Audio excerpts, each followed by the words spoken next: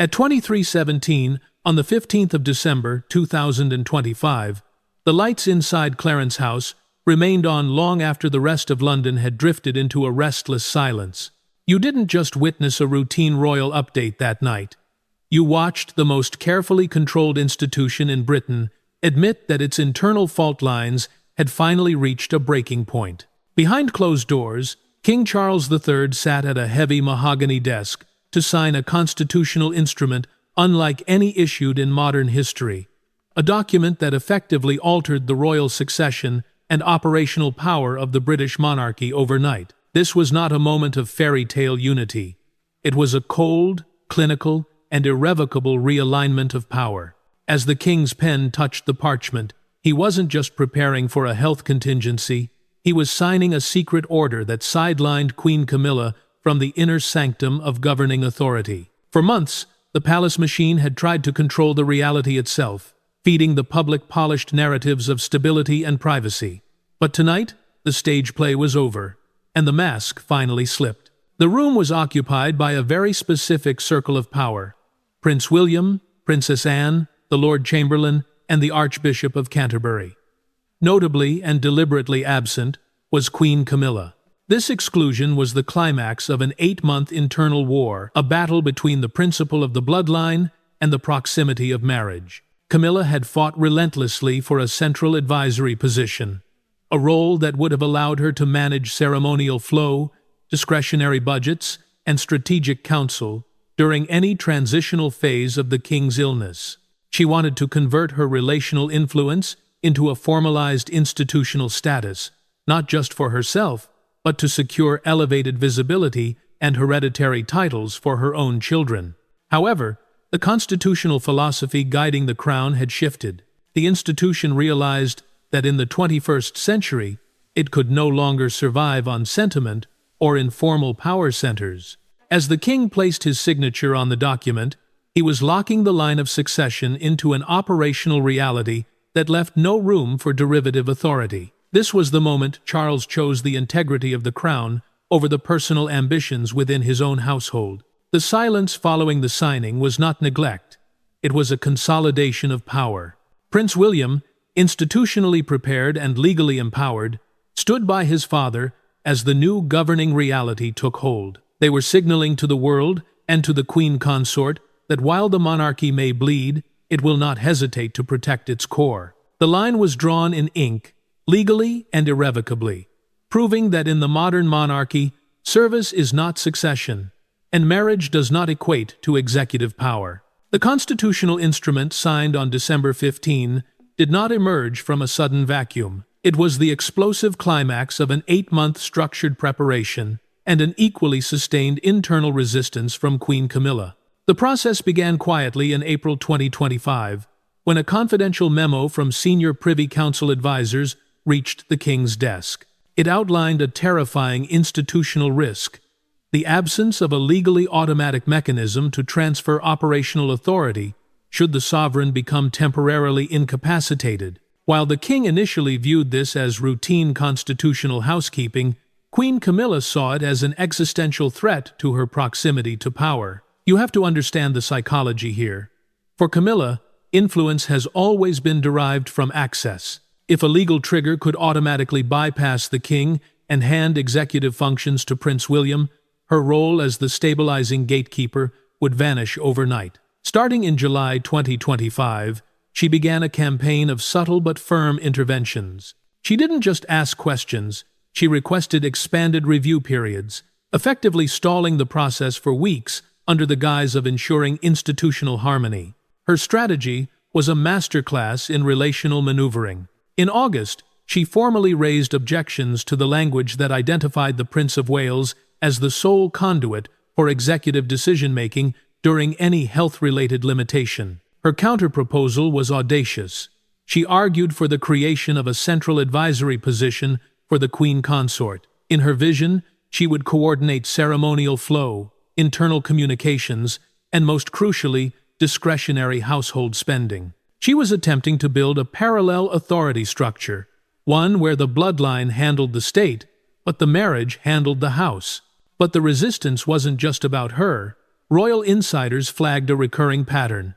Every delay Camilla engineered coincided with renewed informal discussions about the status of her children, Tom and Laura. There were whispers of renewed pressure for hereditary titles, elevated ceremonial recognition, and long-term inclusion in royal-adjacent governance bodies. She was trying to convert the king's precarious health into a permanent legacy for her own branch of the family tree, a move that directly collided with the constitutional philosophy of a slimmed-down and focused monarchy. Behind closed doors, the atmosphere turned toxic. The palace legal teams were forced to remind her, in no uncertain terms, that the British monarchy does not recognize derivative authority through marriage. Their response was a cold rejection of her consort concurrence demands, stating that advisory access is a privilege of proximity, not an executive power. The lines were being drawn, and the Queen Consort was finding herself on the wrong side of the document the king was about to sign. The secret order was no longer just a medical backup. It was becoming a defensive shield against the ambitions of the king's own spouse. If you think the exclusion of Queen Camilla was merely a product of the king's personal decision, you are missing the most calculated defensive maneuver in the history of the modern House of Windsor. At the center of this institutional response stood two figures who operate not on sentiment, but on the cold mechanics of survival. Princess Anne and Catherine, Princess of Wales, backed by the unwavering resolve of Prince William. They acted as the guardians of boundaries that the crown could not afford to blur, and their intervention was procedural, deliberate, and devastatingly precise. On the 5th of December 2025, a closed constitutional briefing was convened at St. James's Palace. This wasn't a family gathering. It was a council of war, attended by senior legal advisors and the Lord Chamberlain. It was here that Princess Anne delivered what multiple attendees described as the most direct constitutional correction of the entire 8-month struggle. Anne stated unequivocally, "There is no constitutional space in which a consort governs, delegates, or inherits authority. The crown survives because its limits are observed." She wasn't just expressing an opinion. She was citing the Regency Acts and the 1936 abdication crisis to remind the room that marriage confers status, but never sovereignty. Anne's warning was chillingly prophetic. She argued that granting the Queen Consort even a structured advisory role would establish a shadow authority, a parallel power center that could be expanded informally, defended publicly, and exploited privately. Power, she reportedly said, rarely announces itself. It accumulates. Her goal was to strip away the ambiguity that Camilla had spent months trying to cultivate. While Anne handled the legal perimeter, Catherine and William focused on the external legitimacy of the monarchy. In separate consultations, Catherine emphasized that public confidence depended on visible discipline. She warned that any suggestion that power could be redistributed through marriage would reopen debates the monarchy had spent generations trying to close. For William, the risk was triple-fold: narrative confusion, intergenerational fracture, and succession contamination. If the public saw Camilla guiding or constraining William's new executive powers, the very purpose of the succession document would be undermined. By December 8th, the Palace Council, under the heavy influence of this united front, redrafted the constitutional instrument to eliminate every single phrase that could be interpreted as a consultative obligation to the Queen Consort. Advisory access was preserved only as an informal courtesy, but no structural role was acknowledged. The message to Camilla was clear. The line had been drawn in the sand, and it was a line made of blood and statute, not of marital influence.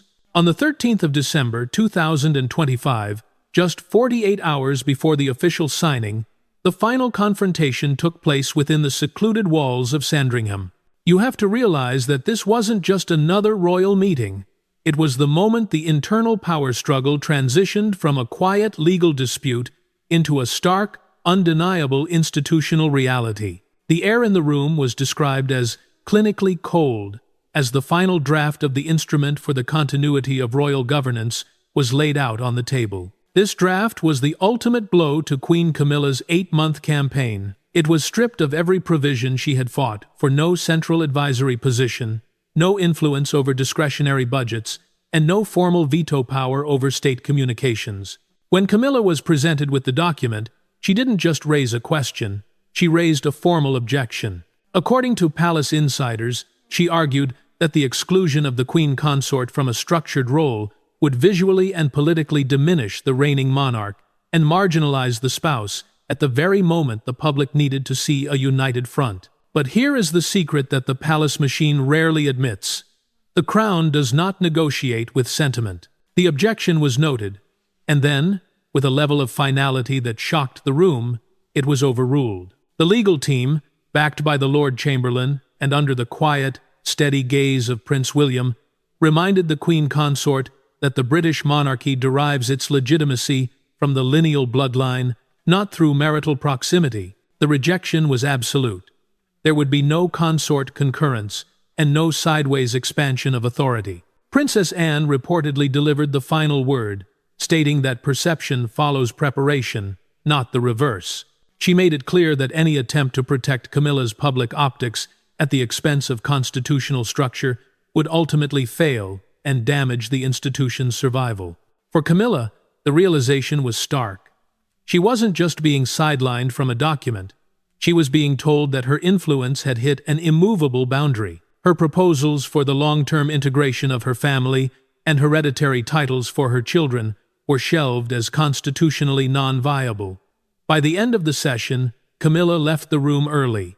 She had spent months trying to turn proximity into permanence, but at Sandringham, the architecture of the monarchy proved to be impenetrable. The secret order was finalized, and for the first time since the accession, the Queen Consort found herself facing an institutional reality she simply could not reshape. At exactly 23:17, on the night of the 15th of December 2025, the 8-month constitutional war inside the palace reached its quiet, clinical conclusion.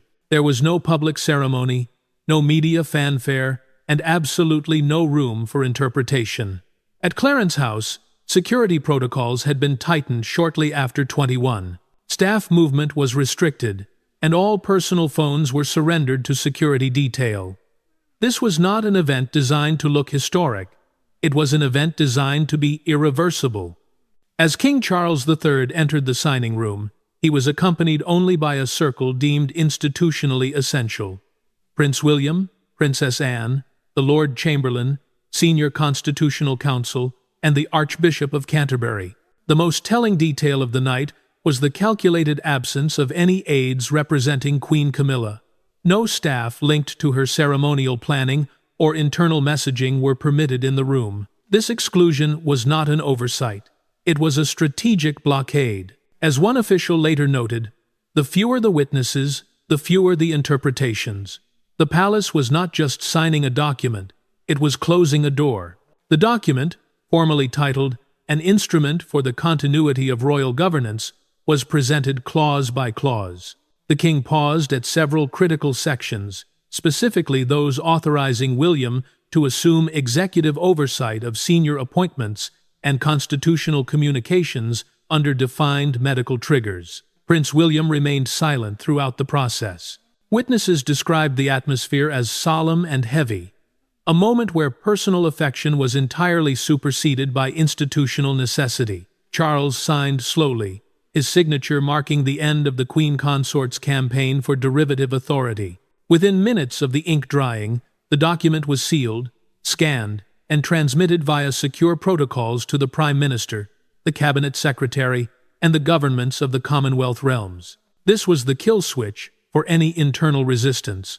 Once notified internationally, the mechanism became a recognized legal fact, eliminating any possibility of a palace coup or an internal reversal. By midnight, the operational posture of the British monarchy had shifted permanently. Queen Camilla only learned of the signing after the document had been transmitted externally, leaving her with no procedural avenue for objection or negotiation. The strategy of proximity, the influence she had built through access and persistence, had finally failed against the cold structure of statute and bloodline. The crown had chosen discipline over accommodation, and in the silence of that midnight hour, the new order of the House of Windsor was born. By the morning of the 16th of December 2025, the constitutional reality of the British monarchy had shifted permanently, but the emotional explosion inside Clarence House was only just beginning.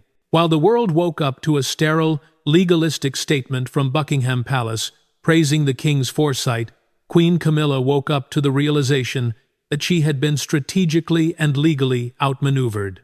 Sources confirmed that the Queen Consort reacted with a level of fury rarely seen within the controlled corridors of the royal household. She reportedly learned of the signing only after the document had been transmitted to the Prime Minister and the Commonwealth realms, meaning the window for objection had not just closed, it had been boarded up. Camilla didn't just voice her displeasure.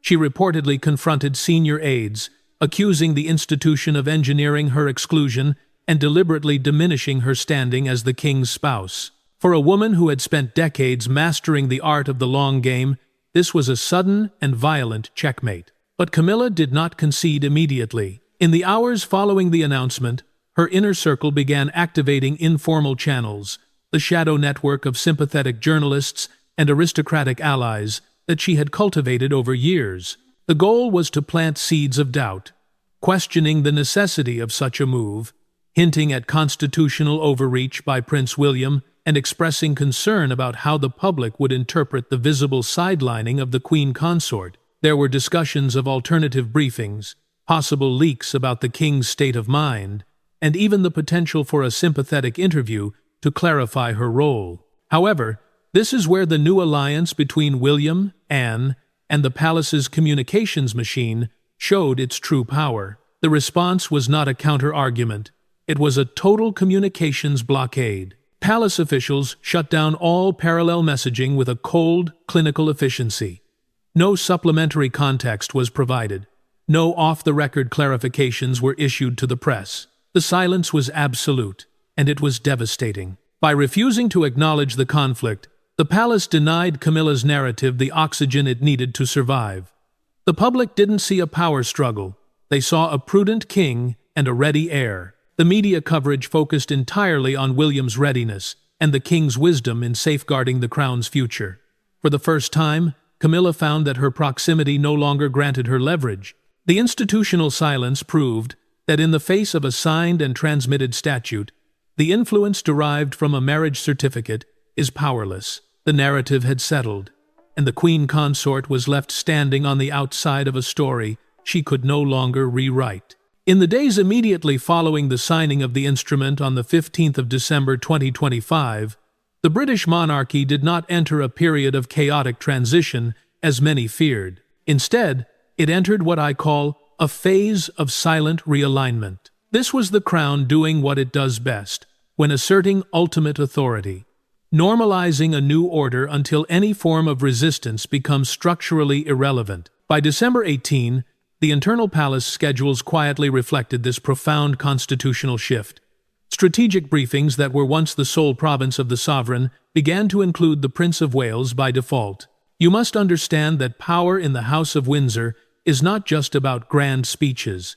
It is about the direction of information flow. Every sensitive document, every high-level appointment decision, and every key constitutional communication was now routed through Kensington Palace as well as Clarence House. William did not need to assert power. Power was simply flowing toward him, channeled by the cold, legal precision of the succession instrument. In this new architecture, Catherine, Princess of Wales, played a crucial strategic role. She did not accelerate the change. On the contrary, she maintained a public presence so steady and predictable that it bordered on the boring. Catherine understood that in a moment of crisis, boredom is a weapon. By continuing her charitable engagements and maintaining a calm exterior, she signaled to the world and to the internal critics that the system was functioning perfectly and that there was no coup to see here. Stability, as Catherine reportedly observed, must look boring. On the opposite side of this realignment, Queen Camilla found herself confronting a stark and unfamiliar reality. While her title remained unchanged, her leverage had evaporated almost overnight. The strategic briefings she once attended out of proximity were halted. Her input on ceremonial planning was now filtered through official channels, strictly limited and formalized. The most significant blow, however, was the total collapse of her long-term objectives for her family. The constitutional instrument made explicit what had previously been implicit. There would be no hereditary expansion of titles or privileges for the Queen Consort's children outside the Windsor bloodline. Proposals for earldoms or formal recognition for her offspring were quietly shelved, described by palace advisers as constitutionally non-viable. This was more than a procedural loss. It was an institutional purge of personal ambition. The new order had been established, disciplined, clinical, and leaving no room for derivative influence. While the public gaze remained fixed on the symbolic transitions of King Charles and Prince William, the true structural integrity of the December 15th order was being guarded by the most formidable figure in the House of Windsor, Princess Anne. You must realize that Princess Anne did not just witness the signing. She became its primary enforcer. Operating with a clinical, almost devastating precision, she ensured that the boundaries drawn in ink were never blurred by the informal influence or relational maneuvering that Queen Camilla had spent months cultivating. Princess Anne's intervention was neither emotional nor theatrical, it was procedural. On the 5th of December, during a closed constitutional briefing at St. James's Palace, she delivered what insiders described as a constitutional finality. She reminded the assembled legal advisers and senior household officials of a cold, hard truth. There is no constitutional space in which a consort governs, delegates, or inherits authority. By citing the 1936 abdication crisis and the post-war codification of royal functions, Anne made it clear that marriage confers status, but never sovereignty. Her vigilance extended into the daily operations of the palace following the signing. Anne reportedly monitored the implementation of the new reporting lines with an eagle eye. She was the one who ensured that advisory access for the Queen Consort did not secretly transform into structural influence. When Camilla's circle tried to push for consort concurrence, the idea that the Queen should review documents before William authorized them, Anne shut it down immediately. Her position was unyielding. Service is not succession, she reportedly stated, effectively severing any last hope Camilla had of establishing a shadow authority. Anne understood a fundamental truth about power that many overlook. Power rarely announces its arrival. It accumulates in the shadows of ambiguity. By removing that ambiguity, she protected the crown from intergenerational fracture and the potential for a parallel court to emerge within the king's own household. Because of Anne's unrelenting stance, the secret order became more than a piece of paper, it became a wall. She ensured that the Lord Chamberlain and the Palace Legal Council remained loyal to the statute rather than to personal proximity.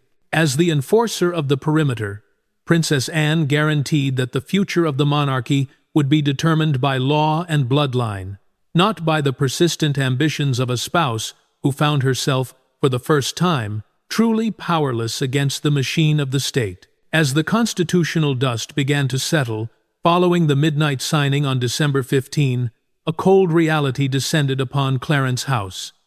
Queen Camilla had not only lost the war for executive authority, but she had also failed entirely to secure the political future of her own children. You must understand that behind the clinical debates over medical triggers and governance continuity lay a systematic institutional purge of any horizontal expansion of power. The instrument signed by King Charles III was more than a medical backup plan.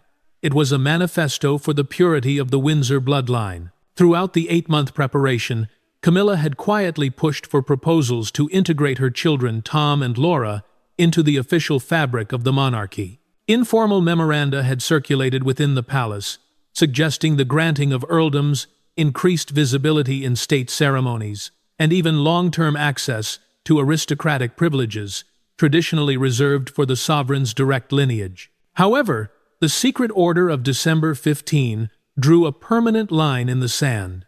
Princess Anne, acting as the uncompromising guardian of the Constitution, erected a legal wall that Camilla could not breach. Anne's verdict was as brutal as it was precise. Service is not succession. She made it clear that no modern precedent exists to support the granting of governance rights or hereditary titles to the offspring of a queen consort through marriage. For Camilla, this was a painful awakening.